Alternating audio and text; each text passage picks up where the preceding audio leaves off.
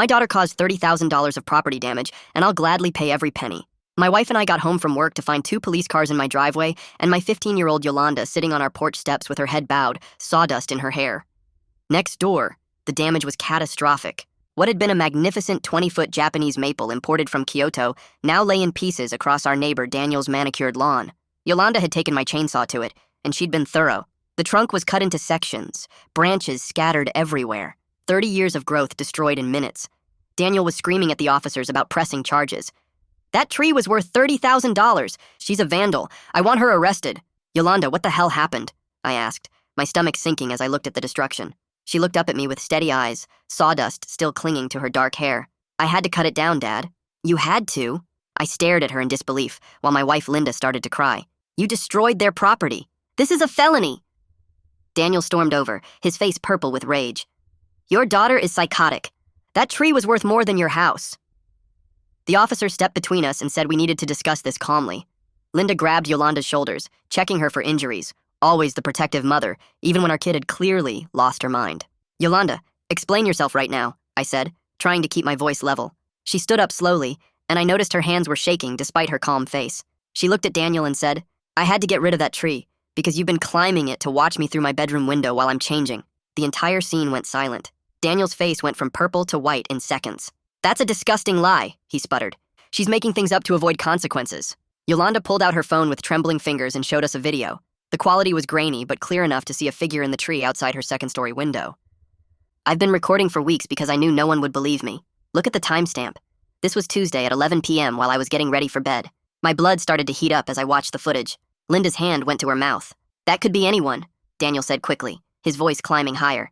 Kids climb trees all the time. Maybe it was someone else's teenager pulling pranks. You have that class ring you never take off, Yolanda said quietly. You can see it in the video where you're holding the branch. I looked closer at the footage and could see the distinctive ring glinting in the moonlight. The same ring Daniel was wearing right now. I was reeling, hating that my daughter thought she'd need proof before she could tell us she was being violated, when she said something that hit like a hammer. But that's not even why I had cut it down. Her voice cracked for the first time and she said, Last night I woke up at 2 a.m. and he was in my room. The world tilted. I felt Linda's sharp intake of breath beside me. The officer's hand moved to his radio. She's lying, Daniel shouted, but he was backing away now. I've never been in your house. Yolanda's voice was barely a whisper, but every word was clear. You came through my window. You stood at the foot of my bed watching me. When I pretended to still be asleep, you walked around my room touching my things. You touched my diary on my desk. You went through my clothes in the hamper. You stood over me breathing like a serial killer. Her voice broke completely. I was so scared I couldn't move. I just lay there praying you would leave. I started moving toward Daniel, but the officer held me back. My hands were shaking with rage I'd never felt before. Yolanda held up her phone again, her hand shaking so badly she could barely hold it steady. I have a recording app that activates with motion detection. I installed it 3 weeks ago when the watching started. She showed the officer her screen. Here's him climbing through my window. Here's him in my room standing over my bed. The officer's face went hard as he watched. He immediately called for backup. Daniel was still spouting bullshit. It's not what it seems, he begged. I was just checking because she leaves her window unlocked and I was worried about security for the neighborhood. You were in my daughter's room? I roared, breaking free from the officer's grip. You were watching her change? She's 15 years old. Linda was crying now, holding Yolanda, who stood there still and brave but shaking like a leaf. My baby girl had to sleep knowing you were watching her. She had to see you at neighborhood barbecues knowing what you were doing. She had to live in fear in her own room. The tree was the only way he could reach my window, Yolanda said, tears finally falling. I tried putting up curtains, but he got angles around them. I tried telling Mom last week I didn't want her to be upset. Every night I'd lie awake watching that tree, waiting to see his shadow. After last night when he was in my room, I knew he'd come back. I knew he'd do something worse next time. The tree had to go. The officer was now reading Daniel his rights while calling for additional units. Daniel was stammering about misunderstandings and property damage, but his wife had already gone inside, presumably to pack. I pulled Yolanda into the tightest hug of her life, feeling her shake against me. I'll cut down every tree in this neighborhood if it keeps you safe. I'm sorry about the tree, Dad, she whispered into my chest. I know it was expensive, but I couldn't think of anything else to do. Don't you dare apologize, I said fiercely. You protected yourself when we failed to notice, and I'm so proud of you. That's when Daniel broke free and lunged toward us. The officers reacted fast, slamming into Daniel before he got 3 steps. They brought him down hard onto the grass, right where sawdust from his precious tree was still scattered everywhere. His face pressed into the dirt, while one officer put a knee on his back and the other grabbed his arms. I pulled Yolanda behind me, feeling her whole body shake against my back while Linda wrapped her arms around both of us. Daniel was screaming into the ground about lawsuits and lies, but the officers weren't listening anymore. They yanked his arms back, and I heard the metallic click of handcuffs going on. The officer who'd been watching the videos stood up and carefully took Yolanda's phone from her trembling hand. He pulled out an evidence bag from his belt and sealed the phone inside, writing something on the label with a black marker. He told us this was crucial evidence, and he'd start the chain of custody right now to make sure nothing happened to it. Linda's fingers dug into my arm so hard I knew I'd have bruises later. While they hauled Daniel to his feet, I asked the officers about getting a protective order immediately. The younger one explained we'd have to go to the courthouse first thing in the morning, but they'd put extra patrols on our street tonight. I wanted to argue that wasn't enough, that this monster had been in my daughter's bedroom, but the officer just repeated it was the best they could do right now. They started dragging Daniel toward the patrol car, and he was still yelling that we were making everything up, that he'd sue us for every penny we had. His wife appeared in their doorway for maybe 5 seconds, looked at the scene, then went back inside and closed the door. I noticed curtains moving in windows all down the street, and a few neighbors standing in their driveways watching everything unfold. The officers shoved Daniel into the back of the patrol car, having to push his head down when he tried to resist. I turned to Yolanda and told her I'd pay every single penny for that tree if it meant keeping her safe. She finally broke then, sobbing into my chest and apologizing over and over about the tree and the money. I held her tight and told her she was the bravest person I'd ever known, that she protected herself when we failed to see what was happening. The officer with the clipboard came over and said he needed to take our statements, while everything was fresh. We sat on the porch steps while Yolanda explained how she'd downloaded the motion detection app 3 weeks ago after she first noticed someone outside her window at night. Her voice stayed steady, but I could see her hands shaking, so bad she could barely hold them still in her lap. The officer asked detailed questions about dates and times while writing everything down. He showed me his tablet, with the video paused, and I could see Daniel's college ring clear as day, the one he always bragged about from his football days at State. The same ring glinting on his hand right now as he sat in the back of that patrol car. My stomach churned thinking about him using that ring to pry open my daughter's window. The officer strongly recommended Yolanda not sleep in her room tonight, saying we should secure it better before she goes back in there. We decided to set up sleeping bags and pillows on our bedroom floor so all 3 of us could stay together. Linda gathered blankets while I helped Yolanda get her stuff from her room, neither of us looking at the window. That night, none of us slept much, but at least we were together. Yolanda between us on the floor like when she was little and had nightmares.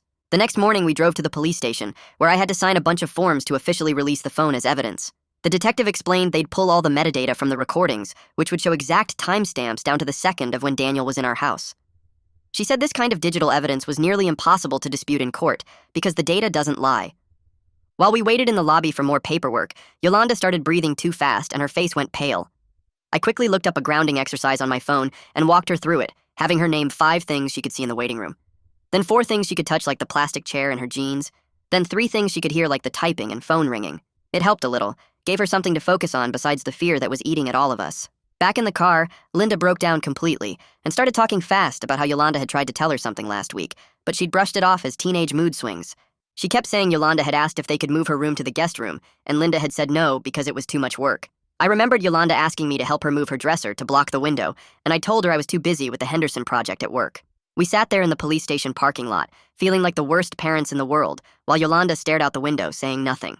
The drive home was silent, except for Linda's sniffling, and when we pulled into the driveway, I couldn't even look at Daniel's house next door. Inside, I went straight to Yolanda's room and started checking her window while she and Linda waited in the hallway. The latch had a fresh scratch mark right where someone would pry it with something small and metal. I took pictures with my phone from every angle and noticed the wood frame was slightly bent too. My hands were shaking, so bad I could barely hold the phone steady. I called our insurance company right there standing in her violated room and explained about the tree. The agent listened to everything, then said civil liability was separate from criminal charges, and we'd probably still owe for the tree even if Daniel went to jail. She sounded sorry, but said their hands were tied by policy terms and suggested we get a lawyer. I hung up feeling sick about the money, but knowing I'd pay 10 times that to keep Yolanda safe. Our neighbor from across the street knocked on the door and asked if everything was okay because she'd seen the police cars. When I explained what happened, her face went white, and she said her Ring doorbell faced Daniel's yard. She offered to check the footage from the past few weeks and share anything she found with the police. It was the first good news we'd had all day, and I thanked her probably 5 times before she left. I called Yolanda's school next and got transferred to the principal, who listened quietly while I explained the situation. He promised to keep everything confidential and said Yolanda could do remote learning if she needed to stay home for a while. He also said the school counselor could meet with her whenever she felt ready. At least she wouldn't have to face questions from classmates right away. I walked back outside and stood looking at the destroyed maple, with sawdust still scattered everywhere across Daniel's perfect lawn. Some neighbors were already whispering and pointing from their driveways, and I decided right then I didn't care what any of them thought. If they wanted to judge us for protecting our daughter, they could go to hell. I'd own this publicly and deal with whatever came next. 2 days later, Detective Maxine Cooper called and introduced herself as the lead investigator taking over the case. She scheduled Yolanda for an interview at something called the Child Advocacy Center, which she explained was a safe space designed for young victims. She said they had trained specialists who knew how to handle these cases and that everything would be recorded properly for court. Her confidence and professionalism made me feel like someone competent was finally in charge of this mess. The next morning, we drove to the courthouse to file for an emergency protective order, and the judge signed a temporary no-contact order right away. It was just a piece of paper, but having Daniel legally required to stay away felt like we were getting some control back. Linda put a copy in her purse and I folded one up for my car, and we both felt a tiny bit safer. That afternoon, Assistant DA Cecilia Ramos called to explain the charges they were considering against Daniel. She listed unlawful surveillance and criminal trespass and said they were looking at possibly adding burglary charges too. She warned us that proving intent beyond reasonable doubt would be challenging, but said the video evidence was really strong. She sounded sharp and determined, which gave me hope Daniel would actually face consequences. We found a therapist named Aditya Sutton, who specialized in trauma treatment for teenagers, and got Yolanda an appointment that same week. He met with all three of us first to understand what was going on with our family, then worked with Yolanda alone for an hour.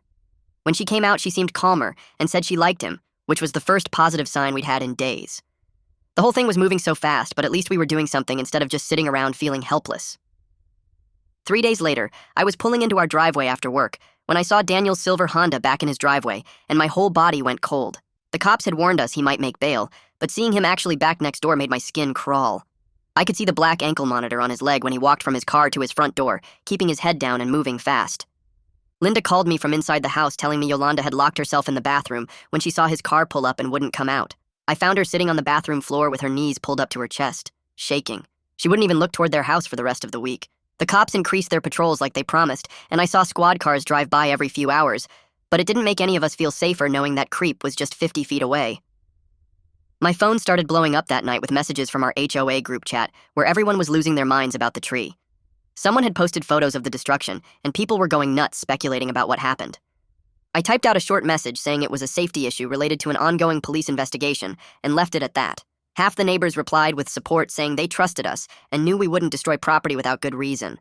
The other half called us vandals and said we should pay for the damage immediately. One guy 3 houses down said we were setting a dangerous precedent, and what if everyone started cutting down trees they didn't like?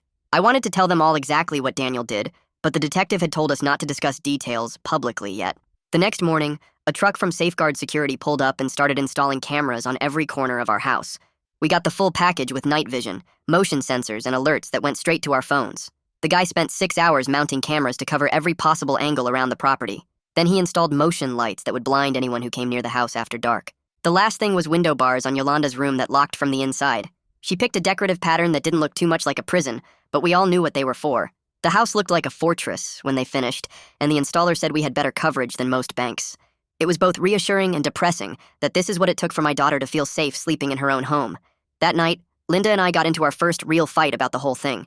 She kept saying she should have noticed something was wrong when Yolanda mentioned feeling watched last month. I snapped back that I was working 60-hour weeks and barely saw either of them. We went back and forth blaming ourselves and each other, both of us defensive and guilty about missing the signs. Linda started crying, saying she failed as a mother, and I felt like garbage for making her feel worse.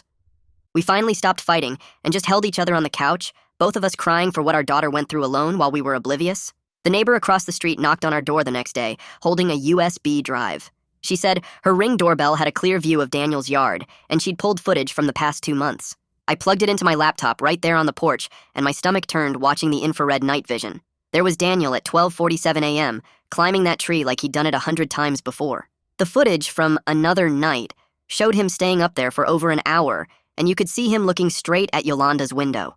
Detective Cooper came by to collect the USB and said this backed up Yolanda's timeline perfectly. She said the more evidence they had from different sources, the harder it would be for Daniel's lawyer to claim the videos were fake. 2 weeks later, Detective Cooper called with an update from the crime lab. The tech guys had gone through every frame of Yolanda's recordings and confirmed they were completely real with no editing or tampering. They pulled the metadata showing exact times and dates, even the GPS coordinates proving the videos were taken in Yolanda's room. She said Daniel's defense was falling apart fast, and his lawyer was already floating plea deals. The next day, Cecilia Ramos from the DA's office called to walk me through the charges. She sounded confident about unlawful surveillance and criminal trespass, but said the burglary charge would be harder to prove. She explained they'd need to show Daniel intended to commit a crime beyond just trespassing when he entered the room. Then she mentioned something that made my chest tight. She said they might offer a plea deal to avoid putting Yolanda through a trial. Part of me wanted Daniel to get the maximum punishment possible, but the thought of Yolanda having to testify, to relive everything in front of strangers, made me sick. I was still processing that when my phone rang from an unknown number. The voice on the other end introduced himself as Gary Temple, Daniel's defense attorney. He started talking fast about how this was all a misunderstanding between neighbors, and Daniel was just concerned about neighborhood security. He actually said Daniel was checking on our house because he cared about the community. I hung up on him mid-sentence and immediately called Cecilia to report the contact. She said to document everything and not engage with him again. 3 days later, an envelope arrived, certified mail, that made my hands shake with rage. It was a civil demand letter from Daniel's lawyer seeking $30,000 for the destroyed tree. This predator who violated my daughter wanted us to pay him. Linda had to physically grab my arm to stop me from walking next door and doing something stupid. I stood there in our kitchen holding that letter, shaking with fury that this monster thought he could intimidate us with legal threats after what he did. Cecilia called within an hour after I forwarded her the letter and told us not to respond or admit anything. She said criminal proceedings took priority, and any civil admission could mess up the criminal case. She promised the criminal conviction would help our defense in any civil case. I bit my tongue and followed her advice, even though every part of me wanted to tell Daniel's lawyer exactly where he could shove his demand letter. The next morning, I started moving Yolanda's stuff to the guest room on the other side of the house, as far from Daniel's property as we could get. She helped carry her clothes while I hauled her desk and bookshelf down the hall. The guest room had smaller windows that faced our backyard instead of his house. I spent the whole afternoon changing every lock in the house with new deadbolts from Home Depot. My hands were sore from using the screwdriver, but I needed to do something physical to burn off the rage. The locksmith came that evening to install security bars on the guest room windows that locked from inside. Yolanda tested them 3 times, making sure she could lock and unlock them herself. She stood in her new room looking around, and for the first time in weeks, her shoulders weren't hunched up around her ears. She still checked the windows every few minutes, but at least she was breathing normal. 2 days later, Linda was home alone when someone knocked on our door. It was Daniel's wife, and Daniel's car wasn't in their driveway. Linda almost didn't let her in, but the woman looked broken. She sat at our kitchen table and told Linda she'd suspected something was wrong for months. She said Daniel had been acting strange, staying up late, making excuses to be outside at night. She thought maybe he was having an affair, but never imagined this. Her hands shook as she explained she was filing for divorce and moving to her sister's place in Ohio. She wanted Linda to know she believed Yolanda completely. She left after 10 minutes, and Linda found her crying in her car before she drove away. That night I couldn't sleep, so I started writing in an old notebook, trying to remember every sign I'd missed. 3 weeks ago, Yolanda had asked if we could get blackout curtains. 2 months ago, she'd mentioned she wasn't sleeping well. Last semester, she'd started changing in the bathroom instead of her room. 6 months ago, she'd asked if we could move. Every memory felt like a punch to my gut. I wrote down the times she seemed nervous at dinner when Daniel would wave from his yard, the way she'd started doing homework in the living room instead of at her desk by the window, her sudden interest in staying at friends' houses on weekends. Page after page of things that should have been red flags, but I was too busy with work to notice. I promised myself I'd never ignore my family like that again. The guilt was eating me from the inside. The next week, we met with Yolanda's school counselor, who set up something called a 504 plan. It let Yolanda leave class if she got triggered without getting marked absent. She could make up tests and homework from home when she needed to. The counselor was careful not to share details, but word got around that something serious had happened. Some kids started asking questions, but Yolanda's 3 best friends formed a wall around her at lunch and between classes. They walked her to her locker and sat with her in the library. She wasn't alone at the school anymore, which helped her feel safer. My boss called me into his office the following Monday to talk about all the time I'd been missing. Court dates, police meetings, therapy appointments were adding up. He said he understood family comes first, but the project deadlines weren't changing. I filed for FMLA leave that afternoon and switched to working from home 3 days a week. My performance reviews would take a hit, and I'd probably lose out on the promotion I'd been working toward. None of that mattered anymore. Yolanda needed me present, and I wasn't going to fail her again. Detective Cooper called to say she was having the crime lab check for fingerprints on Yolanda's diary and dresser drawers. She'd put a rush on it because she wanted the case airtight. The tech dusted everything with black powder that got everywhere, but Yolanda didn't care about the mess. Cooper said even partial prints would help establish Daniel had touched things in the room. Her confidence made me think justice might actually happen. 3 days later, the results came back with a partial print from the diary that matched Daniel's prints from his arrest. The window latch expert came by that same week to examine the scratch marks I'd photographed. He measured them and took close-up pictures with special equipment. He said the pattern matched exactly what you'd see from someone using the edge of a thick ring to pry open the latch. He could tell from the angle and depth that it took real force, not something that could happen by accident. He'd testify to that in court if needed. Another piece of proof locked into place. During our next family session, Aditya taught us about trauma responses and how Yolanda's brain was trying to protect her. We learned that checking windows and not sleeping were normal reactions to what happened. He showed us how to recognize when she was getting triggered, like when her breathing got fast or she started picking at her fingers. We practiced grounding exercises together, counting things we could see and feel. He gave us a safety plan for panic attacks with specific steps to follow. Linda and I took notes like we were back in the school. It felt strange learning this new language, but it helped us understand what Yolanda was going through. We stopped telling her everything would be okay and started saying we were there with her. Small changes, but Aditya said they mattered. A week later, Ada Ramos called with an update about the case. She mentioned they might offer Daniel a plea deal that would make him register as a sex offender, but wouldn't require Yolanda to testify at trial. My first reaction was anger, because I wanted him to get the maximum punishment possible. But then I looked at Yolanda's face when Ramos explained she might not have to tell her story to a room full of strangers. The relief in her eyes was obvious. She'd been having nightmares about testifying, about Daniel's lawyer calling her a liar in court. Her healing mattered more than my need for revenge. I told Ramos we'd consider any deal that protected Yolanda from more trauma. Meanwhile, the neighborhood had split into two camps about the tree incident. Some people believed us and would stop Linda to offer support at the mailbox. Others thought we'd overreacted and let our kid destroy property over nothing. The HOA Facebook page turned into a war zone of arguments. Someone posted that we should pay for the tree and move if we couldn't control our child. Another person responded that they'd have done the same thing to protect their kid. I deleted Facebook completely and stayed off next door. Linda handled any neighborhood stuff we absolutely had to deal with. I focused on our family and let the gossips say whatever they wanted. 3 weeks later, we sat in the courtroom for the preliminary hearing, Linda gripping my hand while Yolanda stayed home with her aunt. The judge reviewed the evidence, while Daniel's lawyer Gary Temple stood up arguing the recordings were obtained illegally. The judge cut him off mid-sentence and said, recording in your own bedroom for safety was completely legal. Temple tried again, saying the app wasn't properly registered, but the judge shut that down too. She found probable cause on all charges and set a trial date for 2 months out. Relief washed over me knowing Yolanda wouldn't have to testify today at least. The next week, Temple filed a formal motion to suppress all the app recordings. His argument was that Yolanda had no reasonable expectation to record someone entering her private space without consent. The paperwork made my head hurt with all the legal terms and case citations. Cecilia called us that night explaining she'd already prepared a counterbrief about self-defense documentation and how victims have every right to gather evidence of crimes against them. She faxed over her response, and it was 20 pages of solid legal arguments with precedents going back decades. I tried reading it but gave up after page 3. 2 days later, we were back in court for the protective order hearing. The temporary order was about to expire, and we needed something longer term. The judge reviewed Daniel's behavior since arrest and decided to issue a 2-year protective order with GPS monitoring. Daniel would have to wear an ankle bracelet that would alert police if he came within 500 feet of our house or Yolanda's school. The exclusion zones showed up on a map the court provided. It wasn't perfect protection, but seeing those red circles around our safe spaces helped. That weekend, the HOA called an emergency meeting about the tree incident. I walked in to find the room already divided with people literally sitting on opposite sides. The board president started asking about property damage and liability. I stood up and calmly stated there was an active criminal investigation with case number I provided. Some guy in the back yelled that we should pay first and sort out reasons later. A woman near the front said she'd cut down any tree if someone was using it to watch her kid. The arguing got louder and more personal. I walked out when someone suggested we were bad parents who should move. Linda stayed home with Yolanda, who couldn't handle facing the neighbors yet. The insurance adjuster came by Tuesday morning with his clipboard and camera. He spent 2 hours documenting the tree remains and taking measurements of sightlines to Yolanda's window. He pulled out a thick manual and showed me a section about property used in commission of crimes. Since the tree was essentially a tool for the stalking and break-in, we might have grounds to deny the claim. He took photos of the window latch scratch and copied the police report.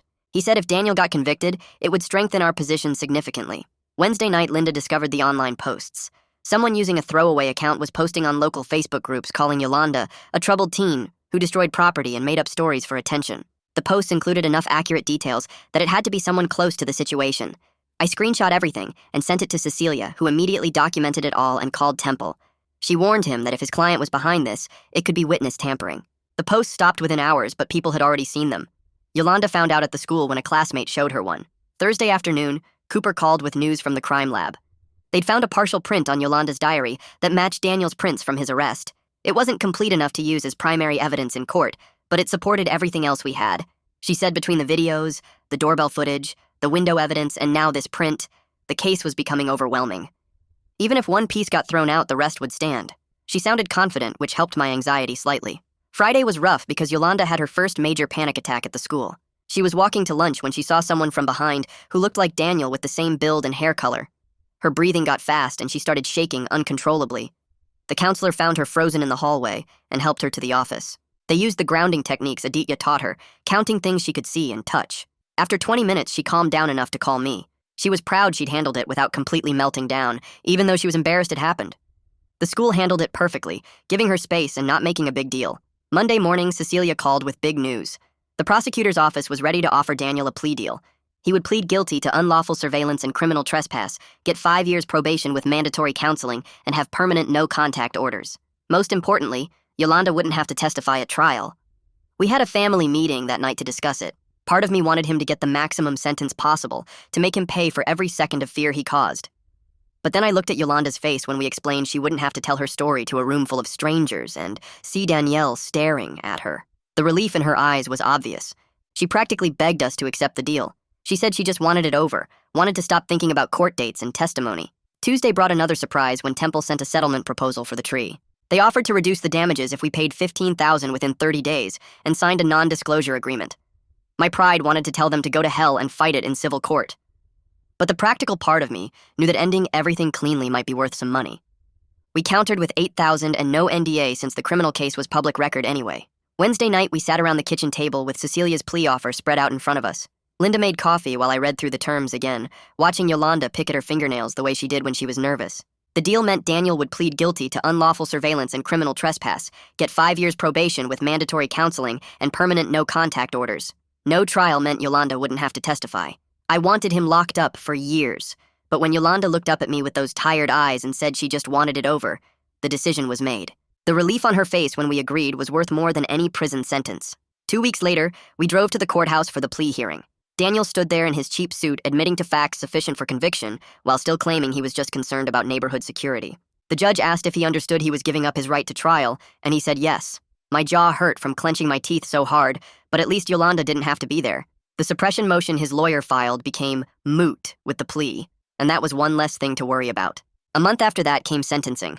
The courtroom was packed with neighbors who'd picked sides. Daniel got 5 years probation, mandatory sex offender treatment twice a week, electronic monitoring with a 9 p.m. curfew, and lifetime no-contact orders covering Yolanda, Linda, and me. The judge read out each condition slowly, while Daniel stood there looking smaller than I'd ever seen him. It wasn't enough for what he did, but Yolanda wouldn't have to face him at trial, and that mattered more than my need for revenge. The judge turned to Daniel and warned him specifically about online harassment, saying she'd seen the anonymous posts that had appeared and disappeared. She looked right at him and said any violation of the order, any attempt to contact us directly or indirectly, would result in immediate incarceration for the full suspended sentence. Her voice was sharp enough to cut glass. Within a week of sentencing, a for sale sign appeared in Daniel's yard. Yolanda noticed it first when she was getting off the school bus and actually smiled for the first time in weeks. 2 weeks after that, a moving truck showed up, and we watched from our living room window as they loaded boxes and furniture. Daniel never looked our way once, but his shoulders stayed hunched like he could feel us watching. The civil settlement paperwork arrived the next Monday. Gary Temple had agreed to our counteroffer of $8,000 with no admission of wrongdoing and no NDA. I wrote the check that afternoon, my hands steady, even though it hurt to give that monster any money. But I'd promised I'd pay for Yolanda's safety, and this was part of keeping that promise. The check cleared 3 days later, and the tree matter was officially closed.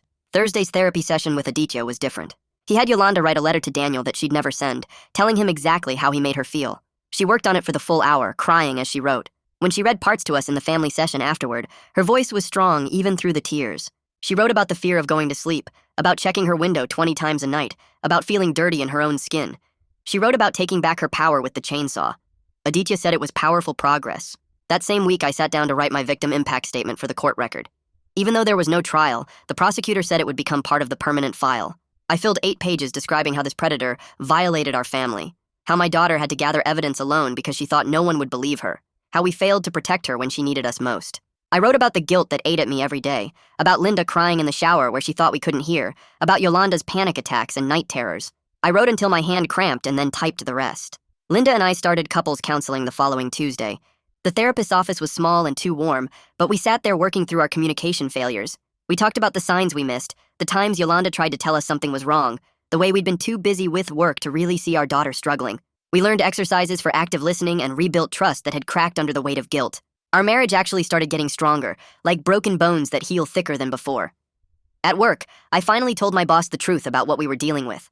I'd been making excuses for months about doctor appointments and family emergencies.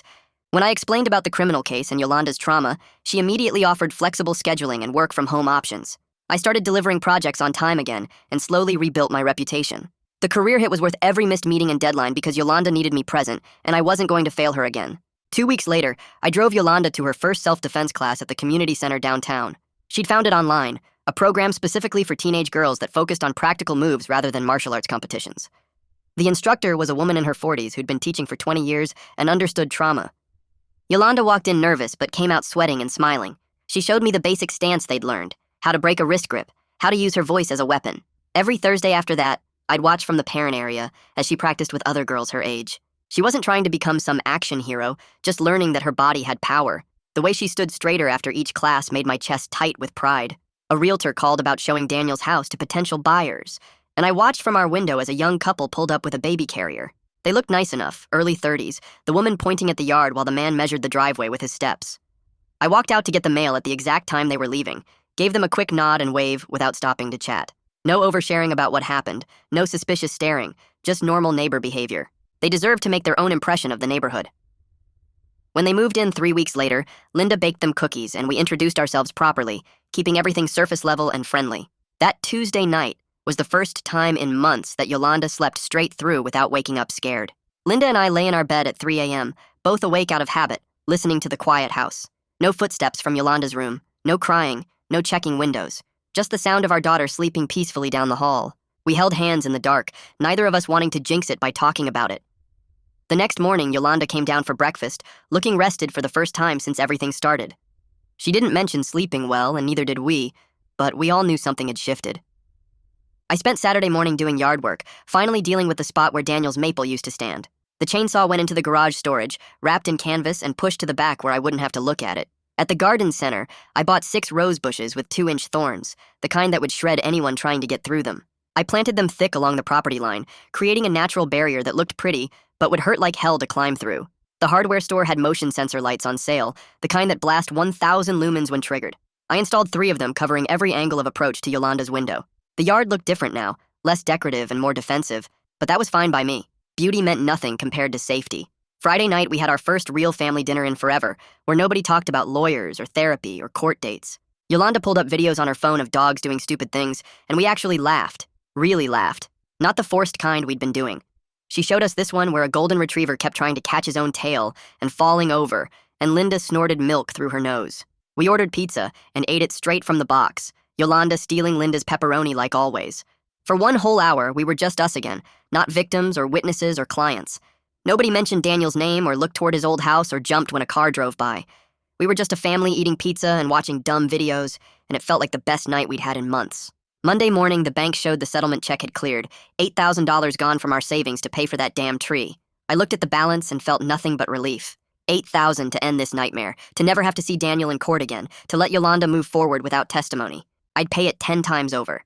I adjusted our budget spreadsheet, moved some money from vacation savings to cover the gap, and closed the banking app. Worth every penny to buy our daughter's peace. That afternoon, I mentioned maybe going to the beach next weekend and watched Yolanda's face light up for the first time in so long. She immediately started planning, looking up restaurants on her phone, checking tide schedules, making a playlist for the drive.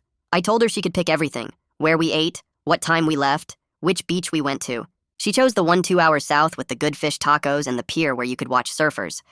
She was excited about something future-focused instead of stuck in the past, talking about bringing her camera and maybe getting one of those big pretzels. We hadn't seen her this animated about anything in months.